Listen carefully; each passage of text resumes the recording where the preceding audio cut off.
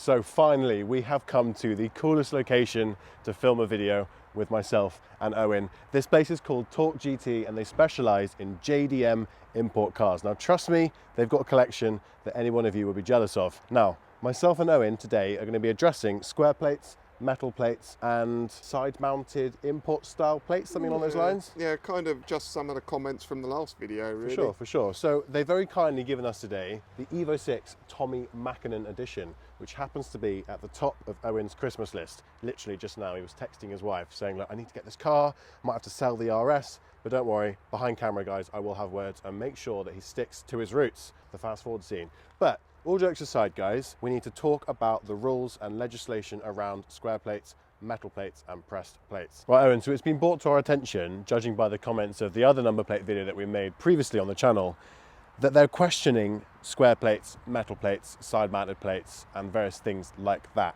Now, before we go ahead and answer those, I for one am curious, what about this being side-mounted makes it legal compared to that of mine being bent round the side? I might know the answer to this, but I'm sure these guys will probably be questioning it. So the first thing we saw on your one was the plate on yours wasn't here, was it? And I think you'll probably agree with that. Absolutely not. Yours was like here. So that's where the problem lay on that one, because what the regs say is that it needs to be clearly visible from that frontal area. You know, well, I'm not going to go into, you know, the millimetre of where it needs to be, but it basically says it's got to be viewable from all the front. And with your one bending round here, where this effectively where the Rally Art sticker is, it wasn't, so it didn't comply. This one, it's nicely mounted on a plate holder, and this is the same for Alfa Romeos, and we always get loads of comments about, you know, the Alfa Romeos having side-mounted plates, and it's effectively the same principle, is that it's on this mount on the side of the thing, so, you know, there's no issue with having that side-mounted plate, but it's got to be horizontal, it's got to be there, it's got to be easily readable. And your one was basically around the side and it wasn't.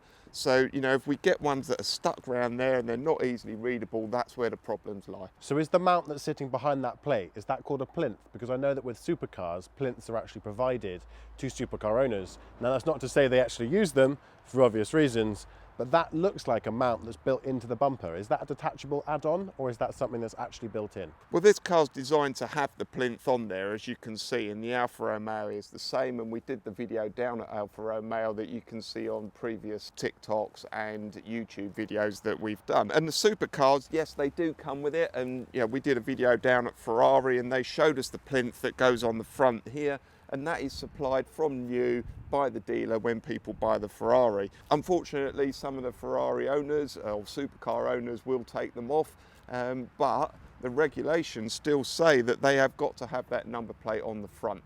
And we're going to have a look at the stick-on plates as well as we go through this video, because some try and get around the regulations by having the stick-on plate, and I'm going to explain the regulations around that as well. So here we are with the Tommy Mackinnon edition, and what a fantastic car this is, and really needs to be on the top of my Christmas list. But I'm just going to tell you a little bit about square plates. Now, the main thing with a square plate is that you make sure it's 145D, as this one is, or 145E moving forwards, but make sure that it's got the 11mm space that it needs to have between the edge of the character and the edge of the plate. It must have that minimum 11mm distance between the character and the edge. Okay, so if the plate is done properly, it will have the BSAU mark on it, it will have the legal writing here of where it was made and the postcode, and then you shouldn't have any problems with the square plates. Right, everyone, unfortunately, I've missed out some crucial information from today's video. What I needed to say was, courtesy of Owen, MPS Messenger, there's basically some amended regulations on JDM imports. It's very similar to the standards on motorbike plates. If you want to find all the info, look in the description section below, posted by Owen. But guys, let's get back to today's video. Peace. Owen, out of interest, the covers that go over the screws when they hold in the number plates, I know that some of them are white, some of them are black. Are there any rules on that? Because I can imagine that it's actually going to impede the view of the lettering itself. Yeah, so we joke about my OCD and, you know, the black screws in there rather than the white, but yeah, what you can't do is change the appearance of the character. So if you've got, let's say, a 1, you can't put another coloured dot in the middle of it, so a white or a yellow dot, to change the appearance of that 1 to make it look like an eye, because you are changing the appearance of that number plate. And that comes back to what we said in the previous video about the misspacing. So you're misrepresenting the plate by making the characters look like something they're not. So please be careful with that. Please make sure that the characters are easily viewable, easily visible, and they don't look like something that they shouldn't be. Owen, talk to me about metal press plates. Now I appreciate this isn't one here, but naturally the Mackinnon Edition Evo doesn't have one. So yeah, tell me everything that we need to know, because there's only so much time I can spend looking at this beautiful rear end of this car. So the metal press plates, now the simplest way to explain it is that they are for vintage cars. They are for cars that were designed to have those in the first place. So it used to be that the age for a vintage car was rolling year on year, but now it's not. That's been changed this year, and it's 1980. So you can only have metal press plates or black and silver plates on cars that were manufactured before 1980. They now come under the classic or vintage car regulations. Now this one was manufactured probably around 2000. And this kind of explains how the 145D works. But now, because that number plate has been changed on it since the original one that came with the car from the factory, it now has to have 145D. And if it had a plate on it after September this year, it's got to have 145E. So you can see as the technology moves on, as the number plates move on, the car has to move with that, with the number plate that's presented on it. But for cars that are pre-1980, they can have metal press plates or black and silver. If your car is made after that date, you can't, and that's the simplest way of putting it. So the last thing I think we need to cover from the comments in the previous video is around the stick-on plates. Now the stick-on plates, really they come under a similar kind of regulation or legislation as we said about the metal and press plates. What it is that when the stick-on plates were designed, they were designed for cars that were specifically designed to have that stick-on plate. So you're looking at E-types and vintage cars and things like that. So the way you need to look at the stick-on plates is that if they are for a car that was designed from the factory to have a stick-on plate, then you're okay with it. If you're looking at a car that's not designed for that, so if you put a stick-on plate on the front there, that plate's pointing upwards, so it's of no use. We can't see it, nobody can read it, and therefore it doesn't comply with the legislation. The plate on this car is designed to go there. Okay, so that's where we expect to find it, and therefore your stick-on plate's not going to work with it. If you've got an E-type or something that was designed from the factory to have that stick-on plate, then that's fine. So that's enough from me with number plates. I think we've answered pretty much all the questions we can answer, but if we have missed anything, put it in the comments below and we'll see if we can address it in another video. But for now, that's enough of me talking about number plates. Let's go and have a look at the Mackinnon, because that's far more interesting.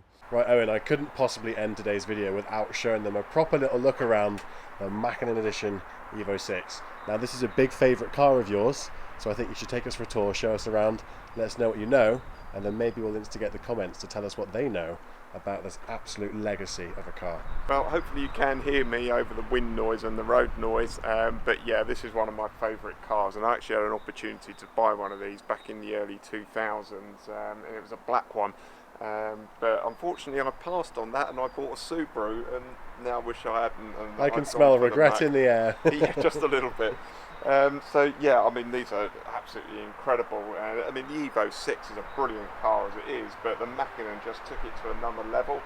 And I don't know masses about it and the differences. That I'm sure there's people that are watching this now that can update us in the comments as to the differences between the Mackinnon edition and the standard Evo 6. I mean, I know that the turbo's different. This one's got a titanium turbo, but there are other differences to it.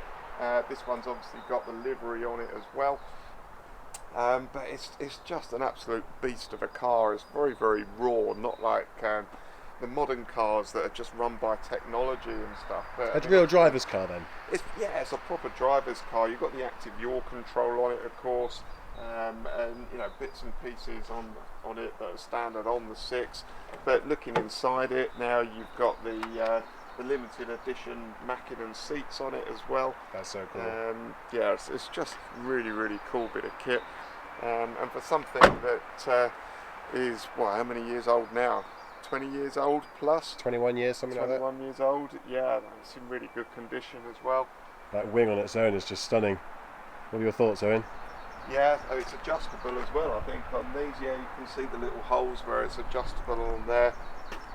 It's an absolute beast, and the only thing wrong with it really is that it's here and it's not sitting on my drive at home.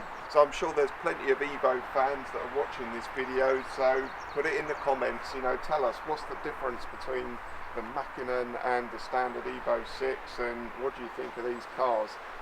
For me, I love it, but yeah, tell us what you think. So guys, what a pleasure it was to film down here at Talk GT, and they've given us the Mackinnon Edition Evo 6 to film with. So guys, I'm feeling a little bit blessed. Owen was in his absolute element. So massive shout out to the team down here at Talk GT.